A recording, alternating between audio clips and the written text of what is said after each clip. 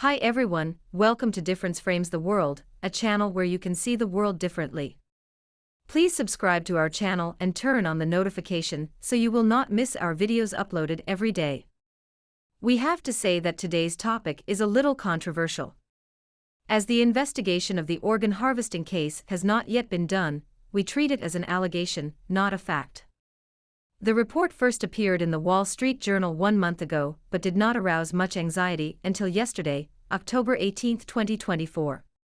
According to various sources, a Kentucky man who had been declared brain dead due to overdosing woke up on the operation table when surgeons were about to harvest his organs for donation.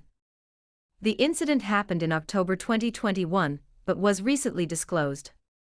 Ironically, 3 years had passed before it came to light, and we wonder if we should still regard it as a fresh piece of news. TJ Hoover was declared dead, and his organs were about to be removed and transplanted into other people. He woke up and was sent back to the ICU, and left the hospital alive 2 weeks after the operation halted. Hoover's sister, Donna Rohrer, narrated how TJ Hoover was taken to Baptist Health Hospital in Richmond, Kentucky, in October 2021 due to a drug overdose. Doctors informed Rohrer and her relatives that Hoover lacked any reflexes or brain activity, and they eventually removed him from life support, as a WKYT report goes. The report further reveals that Rohrer and her family were told that Hoover had permitted his organs to be donated in the event of his death. The hospital tested which organs would be feasible for donation, and the facility even had a ceremony for him when pushing him into the operating room. His sister noticed his eyes open up and seemingly track his loved one's movements, the report says. We were told it was just reflexes, just a normal thing, the lady told the outlet. About an hour after being brought into surgery for organ removal, a doctor appeared and told the lady that TJ Hoover wasn't ready for the organ harvesting. Mr. Hoover woke up on the operation table before the surgeons removed his organs. Finally, Donna Rohrer got instructions to bring TJ Hoover home and make him as comfortable as she could, though he did not seem to live much longer. TJ Hoover has been under her care for the past 3 years, struggling with trouble walking, remembering and talking. The state's Attorney General's office and a federal agency that helps oversee organ procurement are investigating Hoover's case, with no results disclosed yet. An NPR report expresses worries that the media coverage of Hoover's case could undermine an organ transplant system from which more than 100,000 people are waiting for organs. Still, Donna Rohrer did not regret publicizing TJ Hoover's story and justified her decision, saying, "It would be worth sharing if it could give one other family the courage to speak up or if it could save one other life." The coverage from NPR, titled "Horrifying Mistake to Take Organs from a Living Person Was Averted," witnesses say, can best describe what happened to TJ Hoover 3 years ago. The recording lasts 5 minutes, and we will continue our topic after listening to it. The organ donation and transplantation system is based on trust, but a recent case is raising questions about that compact with donors. NPR health correspondent Rob Stein brings us this report and a warning. This story contains some disturbing descriptions.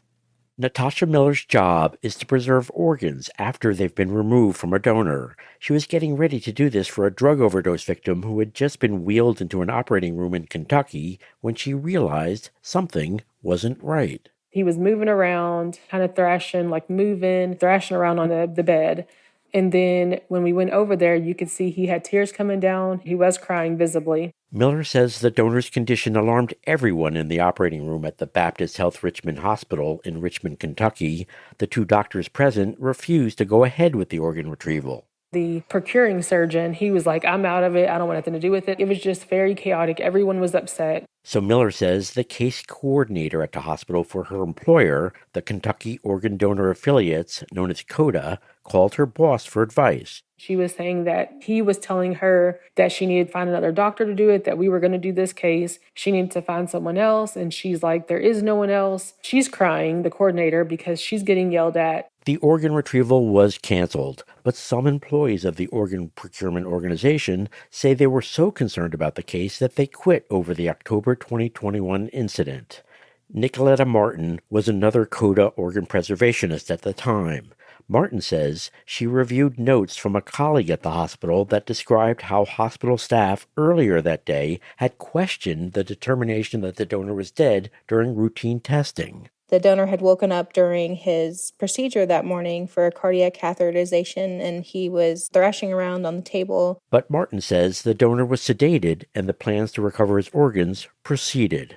Martin says she was also dismayed by how she felt officials at the CODA Organ Procurement Organization downplayed the incident afterwards. That's everybody's worst nightmare, right? Being alive during surgery and knowing that someone is just going to cut you open and take your body parts out. That's horrifying. Martin included details about the incident in a letter she sent to a House Congressional Committee that convened a hearing about organ procurement organizations in September, and later provided additional information to NPR.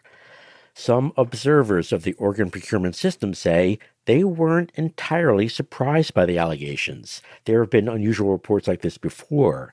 They say organ procurement organizations are under enormous pressure to get more organs to save more lives, and there are questions about how patients are declared dead. Dr. Matthew DeCamp is a bioethicist at the University of Colorado. I hope that a case like this really is extreme, but it does reveal some of those underlying issues that can arise when there's disagreements about the determination of death. The hospital emailed NPR a statement that, quote, "The safety of our patients is always our highest priority. We work closely with our patients and their families to ensure our patients' wishes for organ donation are followed." The Organ Procurement Organization denies any wrongdoing.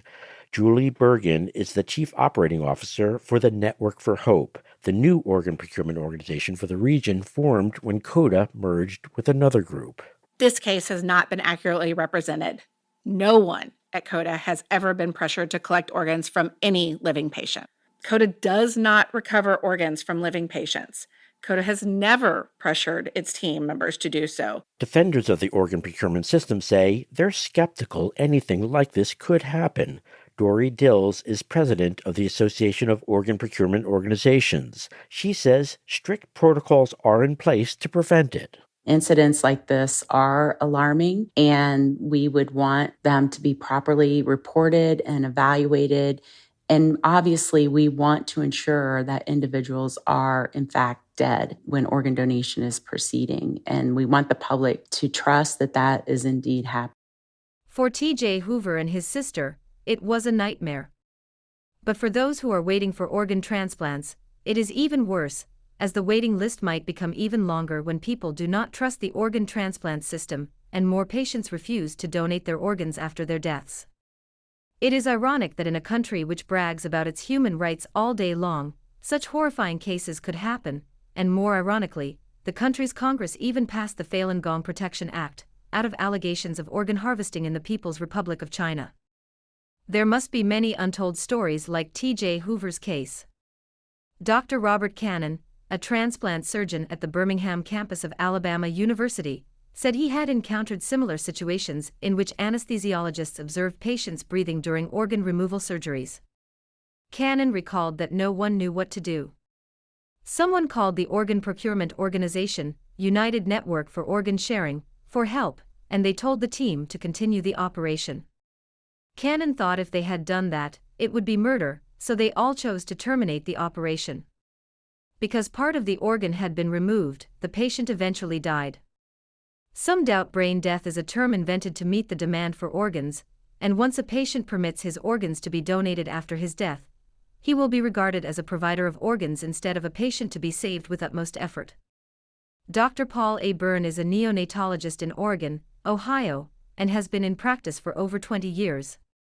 He is one of those who claim brain death is a lie. In China, many patients are reluctant to donate organs for various reasons.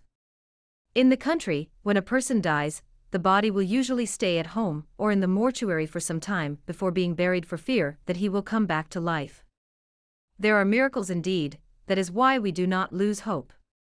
In May 2018, Trenton McKinley, a 13-year-old boy, ditched death immediately after his parents signed papers to donate his organs. We hope all parents and relatives do not lose hope, and give their loved ones another chance to regain consciousness.